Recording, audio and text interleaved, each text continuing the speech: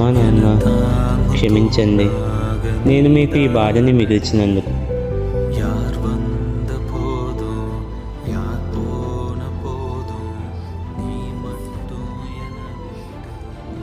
మీరు నన్ను ఎంత ప్రేమతో పెంచారో నాకు తెలుసు.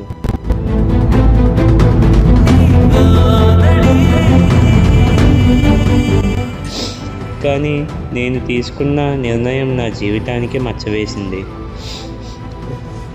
బెట్టింగ్ అనే మాయలో పడిపోయాను. చిన్నగా మొదలుపెట్టి ఇంకా కావాలని ఆశించాను. ఈ ఓటమిలోనే గెలుపు దాగుందని నమ్మేశాను. తీరా నా జీవితాన్ని కోల్పోయే వరకు నాకు నేను చేసిన తప్పు తెలియలేదు. మీరు నా మీద పెట్టుకున్న నమ్మకాన్ని నేను నాశనం చేశాను. ఇక మిమ్మల్ని చూస్తూ బ్రతకలేను. నేను చెడ్డవాడిని కాదు, తప్పు చేసిన వాడిని. దయచేసి నా కోసం కన్నీరు కార్చకండి.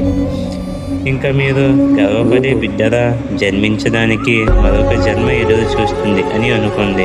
ఐ లవ్ యూ అమ్మా నాన్న.